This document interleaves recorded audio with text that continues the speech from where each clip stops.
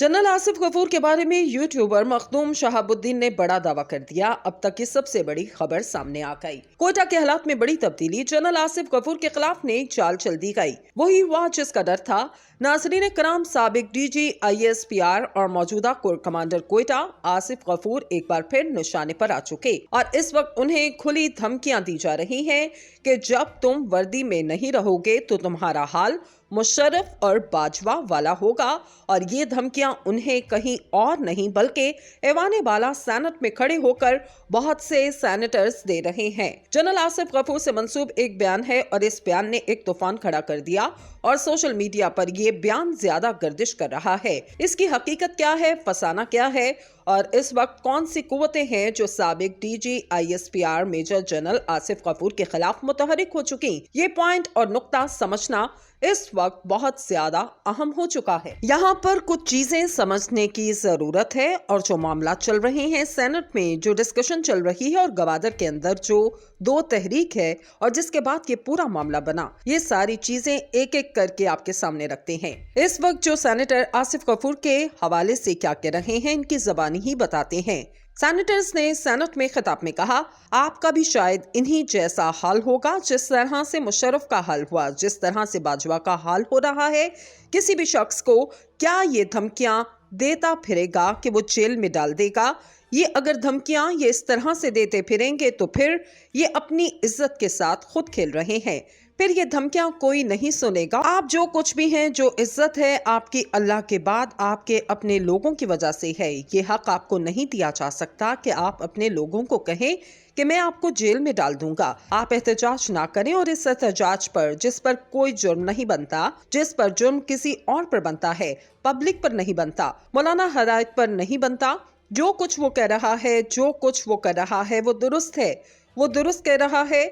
और अगर आप इसकी बात नहीं सुनेंगे तो कल लोग आपसे ये बातें जोर से मनवाएंगे। किसी भी शख्स को क्या वो धमकी देता फिरेगा कि वो जेल में डाल दे, ये धमकियां देते फिरेंगे तो फिर ये अपनी इज्जत के साथ खेल रहे हैं। सेनेटर कामरान मुर्तजा ने ये बयान दिया। इसके अलावा सेनेटर मुश्ताक जो जमात इस्लामी से ताल्लुक रखते हैं और दीगर सेनेटर्स भी हैं, यानी काफी देर तक सेनेट में मौजूए गुफ्तगू या मौजूए बहस आसिफ गफूर बने रहे।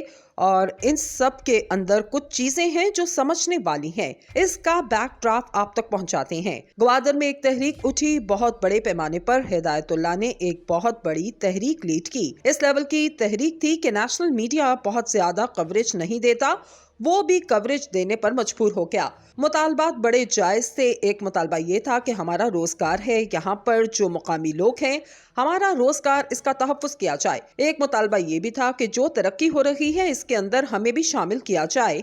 इंफ्रास्ट्रक्चर में बड़े अच्छे मुतालबात हैं और किसी भी सूरत हम नहीं समझते कि इस तरह के जायज मुतालबात रिजेक्ट होने चाहिए, या फिर कोई इसके लिए एहतजाज कर रहा है तो इसके एहतजाज को सलब नहीं किया जाए। इस पुरअमन से ये पूरा मामला रहा। लेकिन हालिया दिनों में इसके अंदर कुछ मामलात हुए। एक पुलिस एहलकार वो इसके अंदर अपनी जान की बाजी हार गया, यानी वो किसी साइड से क्या हुआ क्या नहीं हुआ, इसमें बहुत से लोगों को गिरफ्तार किया गया जो इस तहरीक को लीड कर रहे हैं। इनके हवाले से डिटेल्स हैं, थोड़ी सी कशीदगी भी देखी गई। अब यहाँ पर एंट्री होती है जनरल सरफराज जब शहीद हुए। इसके बाद जनरल आसिफ गफूर जब कोर कमांडर कोयटा तैनात किया गया। इससे पहले बहुत ज्यादा आसिफ गफूर ISPR के सरबराह रह चुके। 3 सालों तक उन्होंने ISPR के अंदर काम किया और उन्होंने इस महकमे को नए अंदाज से चलाया। ISPR को किसी ने इस तरह से कभी रन नहीं किया।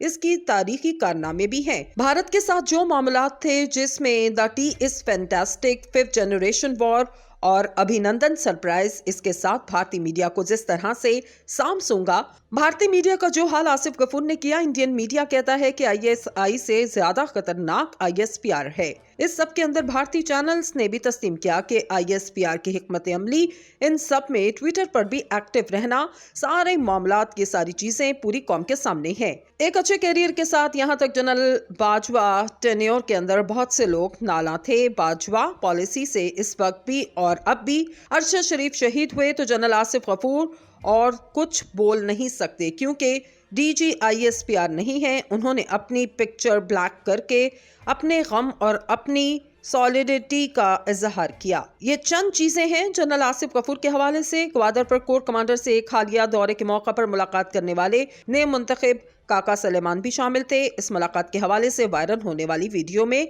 उन्होंने ये कहा कि हमें मुलाकात के दौरान कोर कमांडर ने धमकी दी कि आइंदा अगर आप लोगों ने हड़ताल की तो आप लोगों को जेल में डाल दिया जाएगा।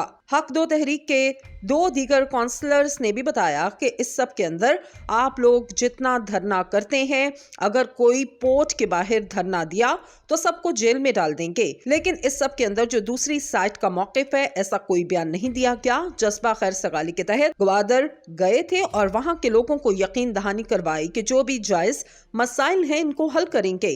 नाजरीन इकराम, सियासत में इमरान खान ने जो छक्का मारा, पाकिस्तान की सियासत में इसने सूरत हाल को यकसर तब्दील करके रख दिया। इस वक्त मुख्तलिफ सोचे हैं वो पीडीएम के जो कायदीन हैं इनके जहनों में आ रही हैं। इसका पता हमें चल रहा है क्योंकि जिन लोगों से भी बात कर रहे हैं वो ये है सीरियस थिंकिंग शुरू हो चुकी।